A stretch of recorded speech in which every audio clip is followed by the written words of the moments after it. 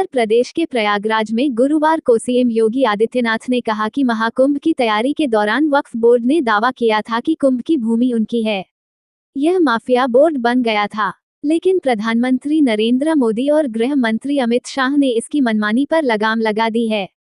CM योगी ने कहा कि वक्फ बोर्ड से संबंधित एक महत्वपूर्ण अधिनियम वक्फ संशोधन बिल 2025 लोकसभा में पारित हो चुका है और जल्द ही राज्यसभा में भी पास होगा, जिससे ये केवल कल्याणकारी कार्यों तक सीमित रहेगा। सीएम योगी ने कहा कि उत्तर प्रदेश में किसी भी प्रकार की माफियागिरी नहीं चलेगी, यहाँ के माफिया को तो हम पहले ही विदा करवा चुके हैं। आज यहाँ पर इसीलिए निषाद राज की इस परंपरा के प्रति कृतज्ञता ज्ञापित करने के लिए प्रयागराज को फिर से 580 करोड़ रुपए की परियोजनाओं की सौगात हम आपको देने के लिए आए हैं। 580 करोड़ रुपए की हमारा प्रयागराज अब सामान्य रूप से इलाहाबाद नहीं रहा, अब ये प्रयागराज हो गया है। प्रयाग का मतलब मिलन स्थल और प्रयागराज का मतलब महामिलन स्थल। महामिलन स्थल, मां गंगा भी मिलती है, यमुना भी मिलती है, मां सरस्वती भी मिलती है, उनका मिलन तो है ही। यहां पर भगवान राम और निषाद राज का भी मिलन हुआ था। ये है मिलन स्थल, ये है प्रयागराज, ये है प्रयागराज। जो लोग प्रयागराज की पहचान को छुपाते थे, वे नहीं चाहते थे, वे नहीं चाहते थे इस पौराणिक सिटी को एक पहचान मिले।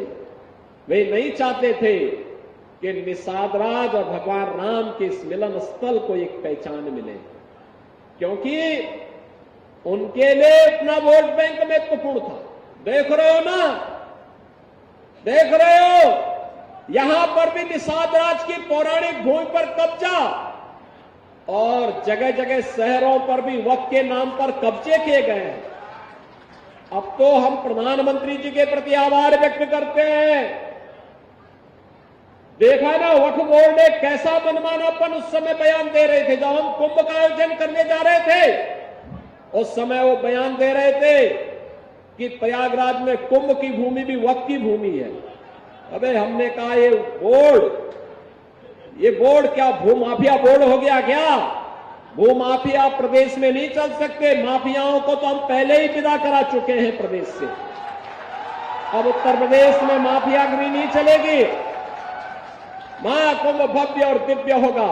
और बहनों और भाइयों, और भव्य और दिव्य कुंभ वहां है। हम आभारी हैं प्रधानमंत्री मोदी जी के, गृह मंत्री अमित शाह जी के, जिन्होंने वक्फ बोर्ड की मनमानी पर लगाम लगा करके वेलफेयर के कार्य के साथ ये सभी बोर्ड जुड़े। इसके लिए वक्फ बोर्ड से संबंधित एक अत्यंत महत्वपूर्ण अधिनियम को संसद में, लोकसभा में पारित किया है। आज राज्यसभा में भी पारित होगा।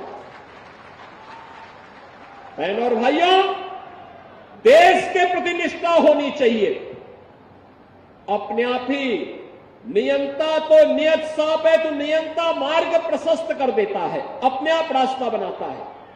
और रास्ता क्यों नहीं बनेगा? अवश्य बनेगा। आखिर ये प्रयागराज हमारा पवित्र धाम था।